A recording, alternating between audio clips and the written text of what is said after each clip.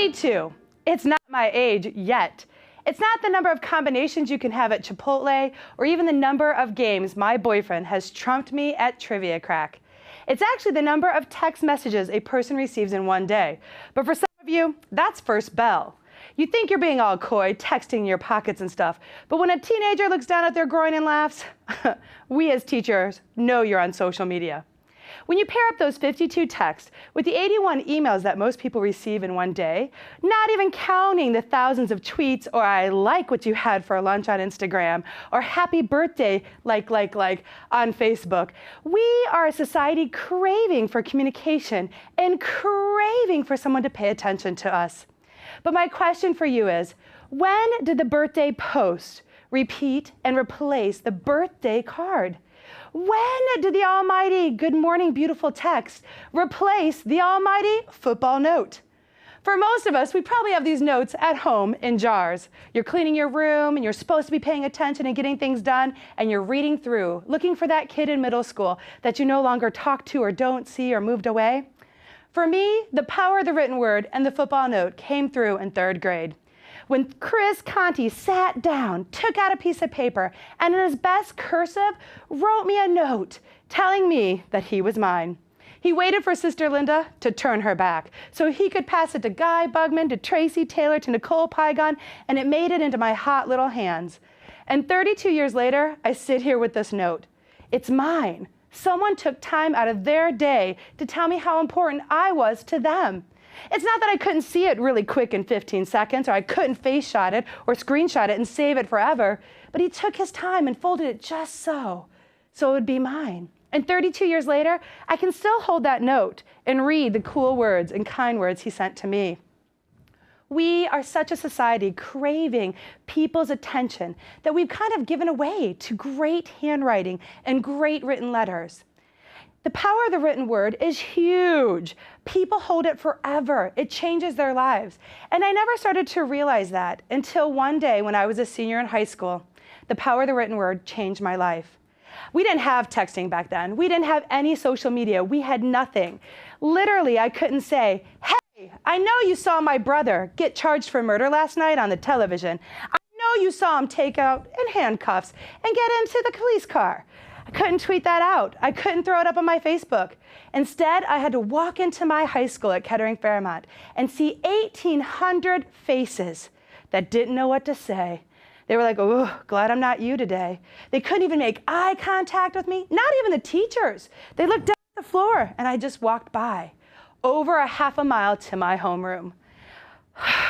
Drudging, walking slowly. I was like, what am I going to do? How is this going to work? And when I walked into my homeroom, I found the most amazing 6-page yellow letter sitting on my table waiting for me.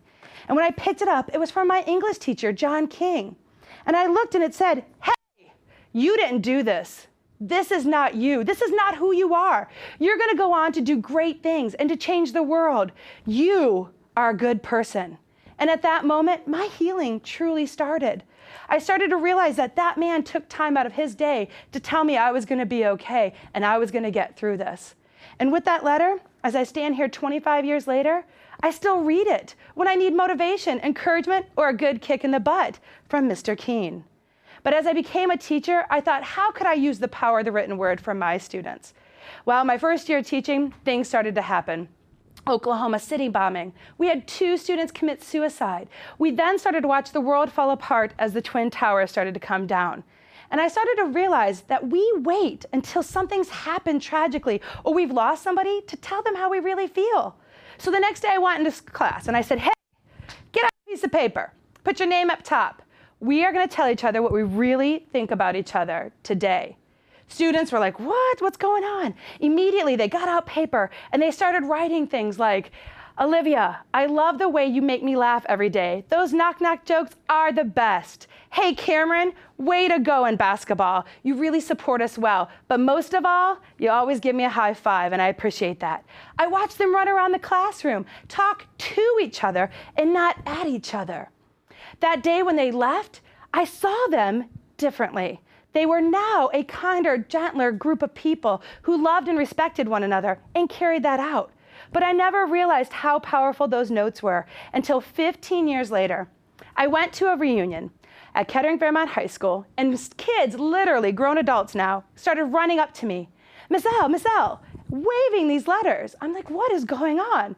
My friend Rob came up to me and he's like, Miss L, I took my letter to Afghanistan and I read it to remind me who I was fighting for and to remind me that when I get home, who I have looked forward to see.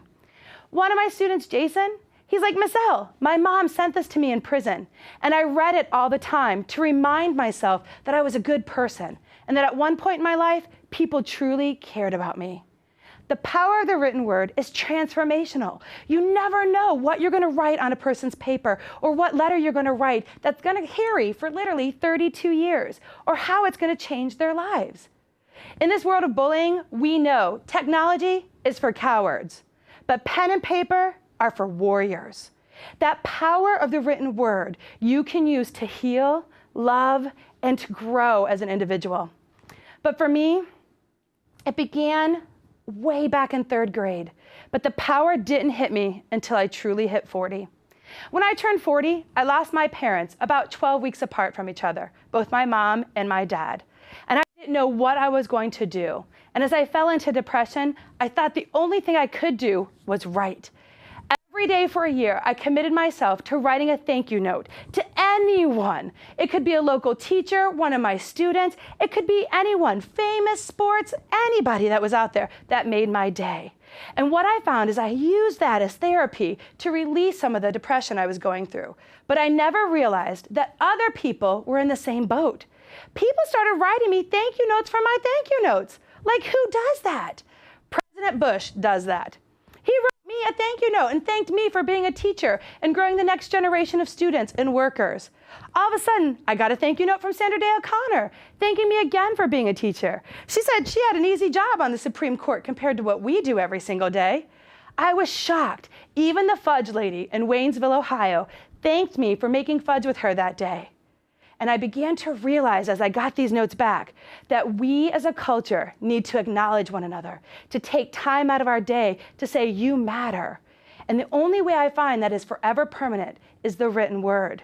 To be brave enough to put down how you feel about somebody, what you think at that moment, takes courage. But do you have the courage? My challenge to you is to sit down tonight and to thank someone who has made your day or your year and put it in the written word, because you never know when they're going to need it.